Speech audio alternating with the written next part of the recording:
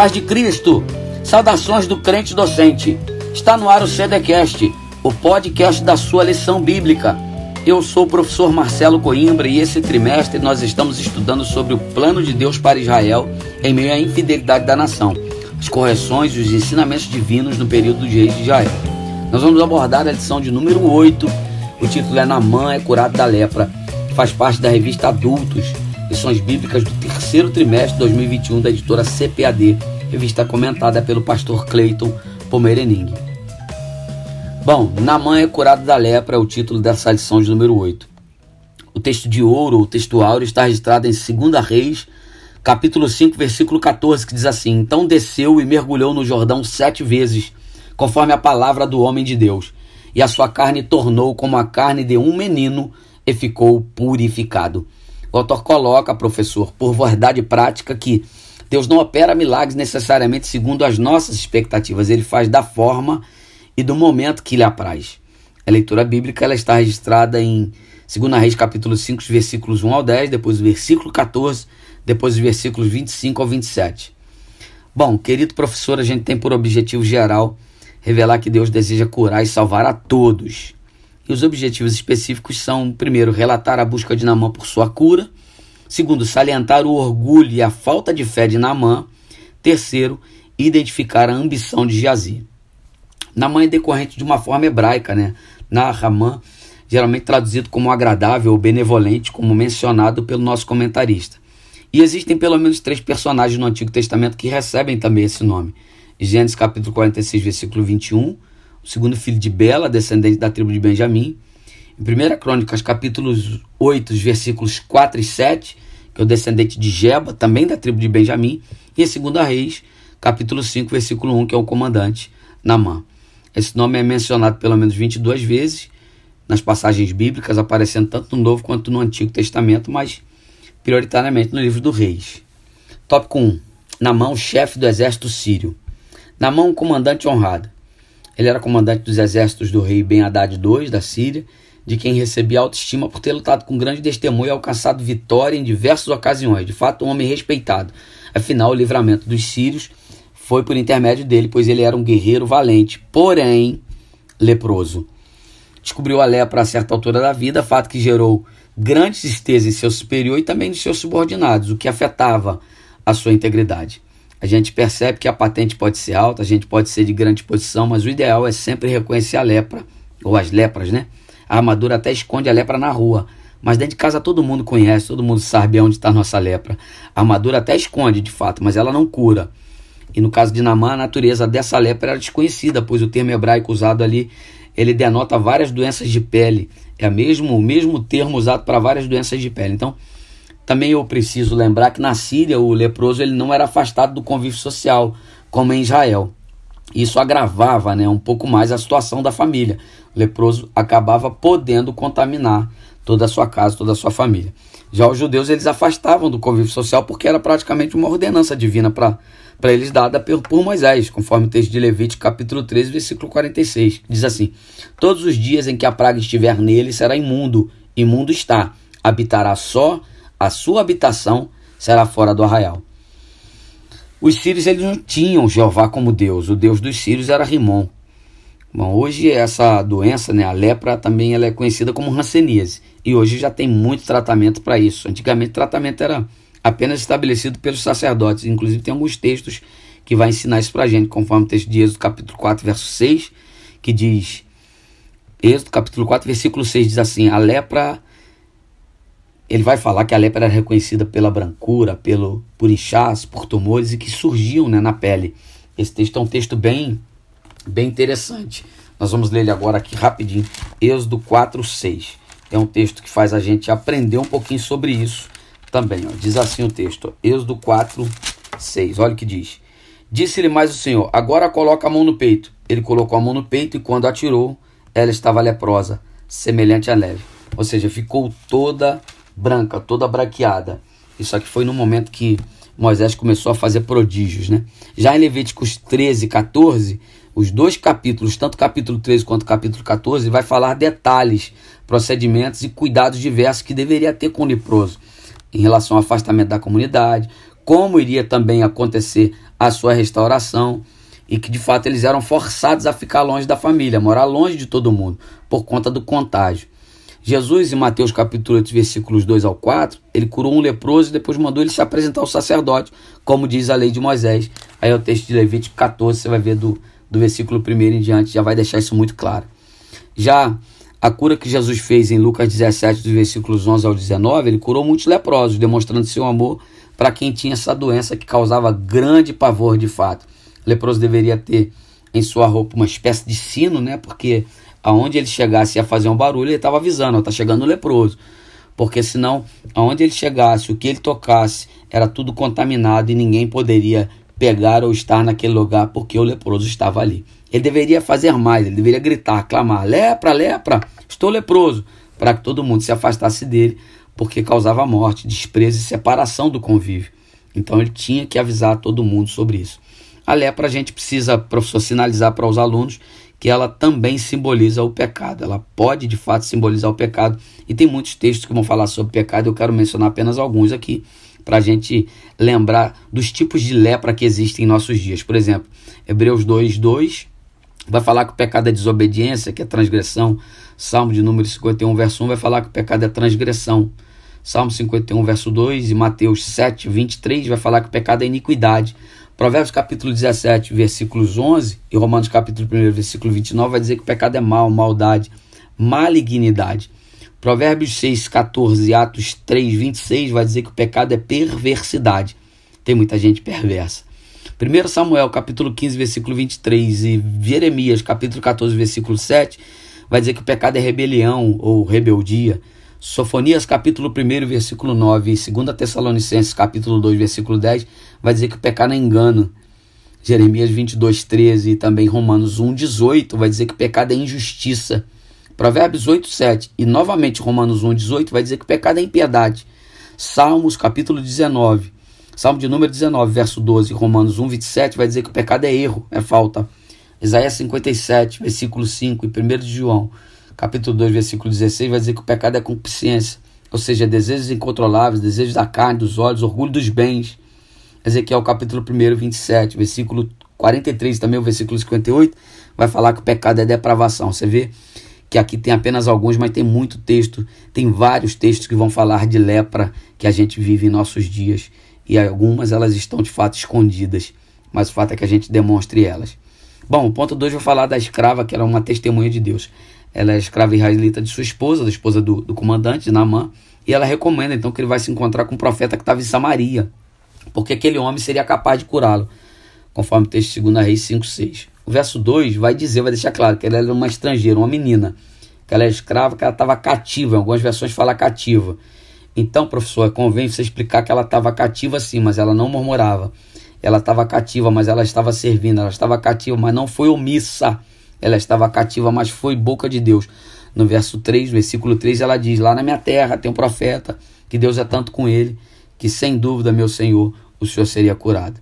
Ela estava cativa, mas não deixou de ser ponte para que outros pudessem receber a bênção, no caso aqui, Naamã.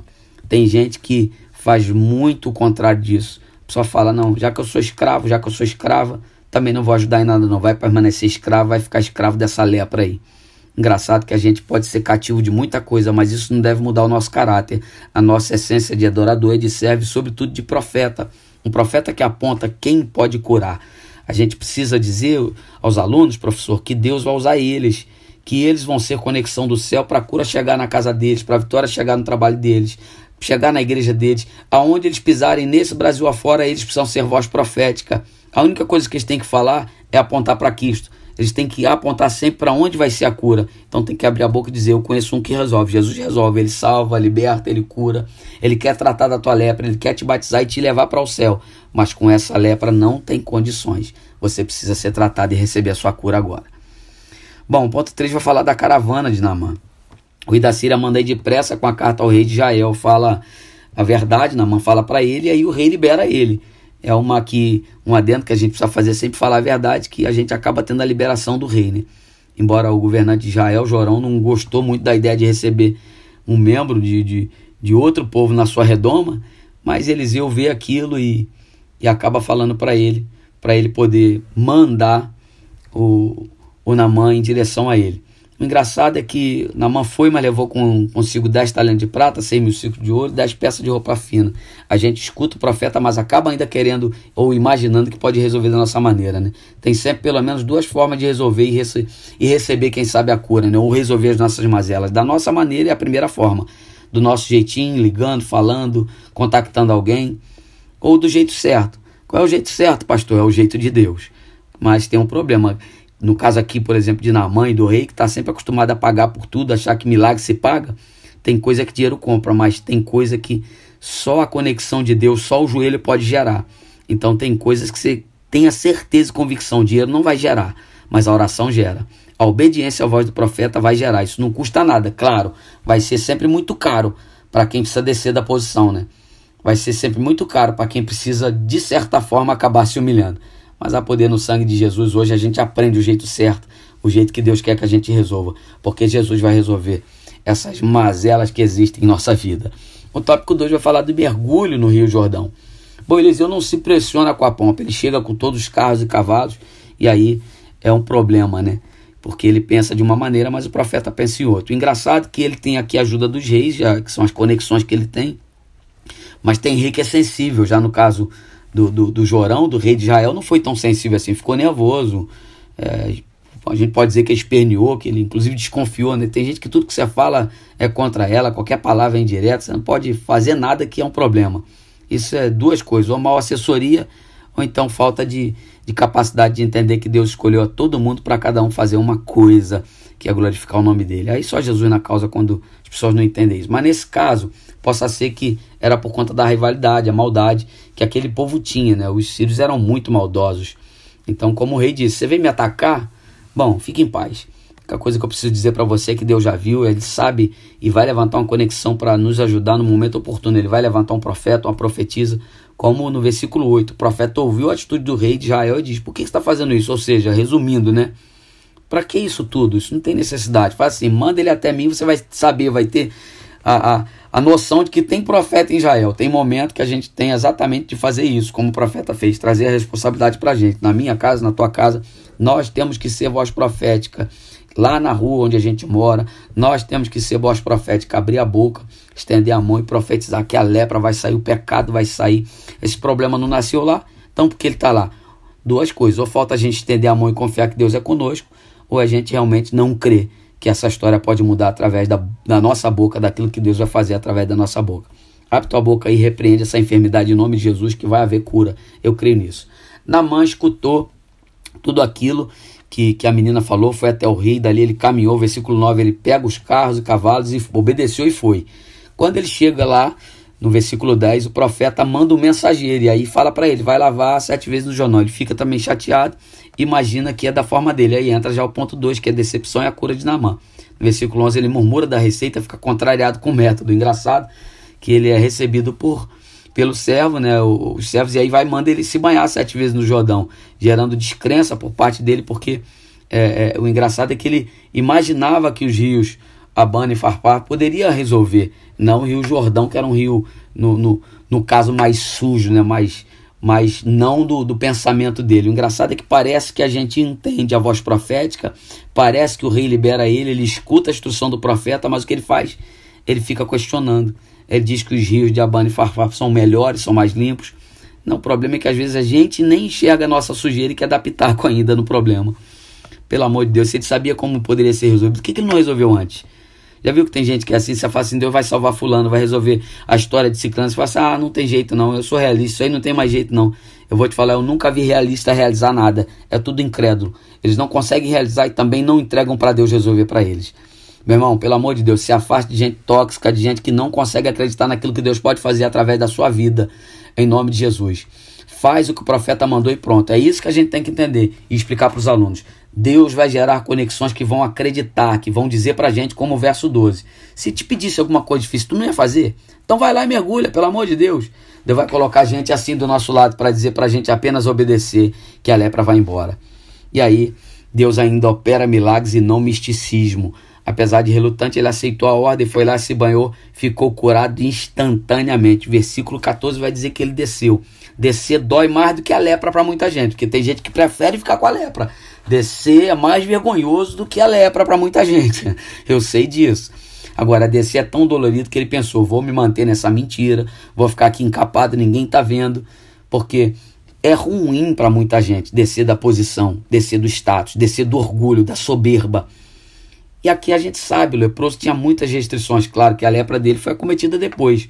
Mas é assim com a gente, no decorrer da nossa caminhada, da nossa vida de uma maneira geral, a gente acaba deixando de tomar alguns cuidados e algumas lepras elas vão se apegando tanto em nós que chega um ponto que elas parecem ter nascido conosco. E não é bem assim não. Deus vai arrancar de nossa vida toda a lepra que faz mal. Como assim, pastor? Você tem que obedecer a instrução. Você tem um líder, você tem aí um pastor, você tem alguém que pode te ajudar, o teu pai, a tua mãe. Ou Deus vai levantar um profeta e vai te dar uma instrução. E instantaneamente ele foi curado, reconhecendo que em sua terra não havia Deus, com D minúsculo, é claro, e que somente Israel havia um Deus capaz de realizar um milagre, um sinal tão grande e tão poderoso. O tópico 3 vai falar exatamente do que Geazi fez. Geazi foi acometido de lepra. E aí vai falar da rejeição dos presentes, né? Ele voltou ao homem de Deus com toda a sua comitiva e reconheceu que havia Deus, senão em Israel. Mas faltou entender algumas coisas, a mais importante. E o profeta, quando ele quer dar o presente, pagar o profeta fala, não, eu não quero. Então a atitude do profeta em não receber nenhuma dádiva revelou pra gente, demonstrou pra gente o tamanho do caráter dele. E que não existe valor nenhum nesse mundo que se compare àquilo que Deus nos confiou. Bom, então eu sei que não tem jeito, vai ter hora que vão me oferecer coisas, a gente tem que tomar cuidado, porque o que Deus nos confiou, tem muita gente querendo, mas ele confiou a gente, então não se venda pelo amor de Deus. Homens de Deus não se deixam vender, não se vende, não se venda mesmo, e não venda principalmente o que Deus confiou em ti. É inaceitável que homens e mulheres de Deus se vendam, negociem por presentes ou favores meramente humanos. Sejamos honestos conosco e principalmente com o nosso Deus, com quem nos confiou. Bom, o terceiro ponto vai dizer que foi por ganância que Geazi havia cometido de lepra. Geazi estava tão leproso quanto Naamã. Como assim, pastor? Paulo vai escrever em 1 Timóteo capítulo 6, verso 10, versículo 10, diz assim, porque o amor do dinheiro é a raiz de toda espécie de males. E nessa cobiça alguns se desviaram da fé e se transpassaram a si mesmos com muitas dores. O coração de Naamã, de Geazi, melhor dizendo, estava na bagagem de Naamã, como diz o comentarista. Ele tanto que censurou o profeta, seu senhor, pela recusa. Ele cobiçou, ele invejou tanto que logo após Naamã sair, ele foi até ele mentindo. Isso não é uma lepra? Fala para mim. Essa mentira, cheio de ganância. Fala para mim que essa ganância não é uma lepra. Ele vai lá, se apodera dos presentes oferecidos a Eliseu, revelando que seu caráter visava o bem material, ou seja, a cobiça. Aqui, não é um outro tipo de lepra também a cobiça? A gente tem pelo menos 3 lepras aí que ele demonstrou. A mentira, a ganância e a cobiça. Traiu o profeta e mentiu também para Naamã. Porque como se o senhor dele fosse inconstante, como se ele havia repensado o bem que tivesse feito. Falasse, não, pode me dar aquela oferta aí, que aqueles presentes vão me ajudar. Desonrou a Deus, desonrou ao profeta, o seu senhor. E o resultado foi que a lepra foi revelada de fato. Aquilo que antes estava somente patente aos olhos de Deus, só Deus conhecia, todos passaram a ver. Capítulo 5 de 2 Reis, versículo 27, vai dizer, portanto, a lepra de Naamã se pegará a ti, e a tua semente para sempre. Então, saiu de diante dele leproso, branco como a neve. O ruim é que nossa lepra acaba contaminando os nossos. Isso é muito ruim, porque ele é que estava com o coração nos bens, mas ele acabou levando uma sentença para a semente dele também. Triste demais. Tem coisa que a gente faz que vai acabar afetando a nossa família. Bom, a conclusão é que independente da nossa posição, a lepra pode nos alcançar. Porém, Deus ele sempre está disposto a nos perdoar, a nos curar, a salvar a todos quantos, independente da posição social, aqueles que se arrependem. Mas não se esqueça, sempre será com a receita do céu. Naamã precisou de conexões para receber a cura de sua lepra. A primeira conexão, a menina. A segunda, o rei. A terceiro, o profeta. E por último, os servos que precisaram alertar ele para ele baixar a bola e descer no Jordão. Tem hora que a gente tem que descer de fato. Quer um conselho? Eu e você temos não muitas conexões, mas uma apenas nesse momento que eu preciso te lembrar. A sua conexão é única, é Jesus. Jesus será a sua conexão para alcançar a paz. Como assim, pastor? No versículo 19, o profeta Eliseu disse para ele, vai em paz. Tem hora que a gente precisa de paz, porque viver debaixo da mentira, com a lepra escondida, a gente perde a paz. A gente vive como artista em todo canto. Em todos os lugares que a gente faz, a gente fica maquiando, a gente fica contracenando com as coisas e situações. Ei, vai sempre faltar paz onde a lepra domina, onde o pecado domina, onde a soberba domina e toma conta. Mas há poder no sangue de Jesus, nós vamos orar. O nosso Brasil vai ser limpo de todo pecado, de todo tipo de lepra, em todas as esferas da sociedade. Nós precisamos tirar a capa, a armadura que esconde as nossas mazelas e deixar que a paz de Deus, a paz que excede todo entendimento, ela possa invadir a nossa vida por completo, nos limpando, nos purificando. Você já tentou de tudo e eu sei que às vezes não conseguiu mesmo vencer as suas dificuldades. Sabe por quê? Porque a gente precisa descer ao Jordão hoje para ficar limpo de toda a lepra que tenta nos dominar, em nome de Jesus. Bom, eu quero agradecer a Deus por sua vida e te convido a seguir @crentedocente lá no Instagram, no Facebook, se inscrever no canal do YouTube, ativar as notificações e assim você vai acompanhar todas as novidades que tem aqui nos canais das mídias sociais do Crente Docente. Espero que essa lição tenha te abençoado. Deus te abençoe, meu irmão, em nome de Jesus. Shalom.